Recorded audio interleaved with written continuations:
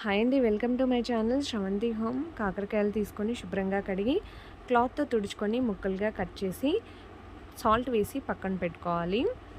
ఆ తర్వాత ప్యాన్ తీసుకొని 3 టేబుల్ స్పూన్ ఆయిల్ వేసుకొని ఆయిల్ హీట్ అయిన తర్వాత జీలకర్ర ఆవాలు వేసుకోవాలి.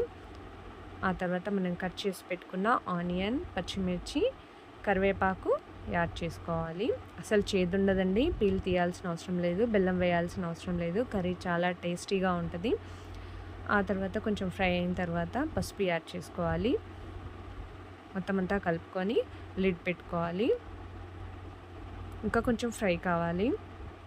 సాల్ట్ ఇక్కడ కొంచెం సాల్ట్ యాడ్ చేసుకోవాలండి. సాల్ట్ తక్కువగానే యాడ్ చేసుకోవాలి, ఎందుకంటే మనం ఆల్రెడీ ముక్కల్లో సాల్ట్ వేసాం కదా. ఇక్కడ నేను అల్లం వెల్లుల్లి పేస్ట్ యాడ్ చేశాను.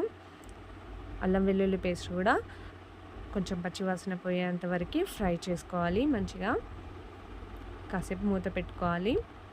ఇలా ఫ్రై చేసుకున్న తర్వాత మనం కట్ చేసి పెట్టుకున్న కాకరకాయ ముక్కలు ఉన్నాయి కదా, అవి వాటర్ వస్తాయి కదా, మనం సాల్ట్ వేసాం కాబట్టి ఆ వాటర్ అంతా పోయేలాగా గట్టిగా ప్రెస్ చేస్తూ వాటర్ అంతా తీసేసి వేసుకోవాలి. స్లో ఫ్లేమ్లో ఇప్పటి నుంచి ఇంకా స్లో ఫ్లేమ్లోనే చేసుకోవాలి ఈ ప్రాసెస్ అంతా. ఇలా ఫ్రై అయ్యేంత వరకు స్లో ఫ్లేమ్లోనే కలుపుతూ దగ్గరుండి చూసుకోవాలండి, లేకపోతే అడుగంటిపోద్ది. ఆయిల్ అంతా వదిలేంత వరకు ఆ ముక్కల నుంచి ఇలా ఫ్రై చేస్తూనే ఉండాలి. నేను 3 టమాటోస్ తీసుకున్నాను, చాపర్లో వేసుకున్నాను. చాపర్ లేకపోతే గట్టిగా చేతితో ప్రెస్ చేసైనా టమాటోస్ వేసుకోవచ్చు. ఇక్కడ నేను కారం కూడా యాడ్ చేశాను, కానీ క్లిప్ మిస్ అయింది. ఒక టీ స్పూన్ కారం వేసుకొని అదంతా క్లోజ్ చేసేయాలి. ఆ తర్వాత మూత పెట్టేసుకొని ఒక 5 మినిట్స్ మగ్గనివ్వాలి. మంచిగా మగ్గిపోయిన తర్వాత మళ్ళీ ఒకసారి కలుపుకోవాలి బాగా. స్లో ఫ్లేమ్లోనే ఇదంతా చేసుకోవాలి, లేకపోతే అడుగంటిపోద్దండి.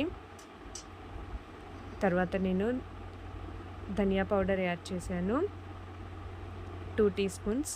అంతా ఫ్రై చేసుకొని ఇంకా ఆయిల్ అంతా వదిలేంత వరకు ఫ్రై చేసుకుంటే ఇంకా సరిపోద్ది, కర్రీ అయిపోయినట్టే. ఇంకా సర్వ్ చేసేసుకోవడమే. నా వీడియోస్ నచ్చితే లైక్ చేయండి, సబ్స్క్రైబ్ చేసుకోండి, సపోర్ట్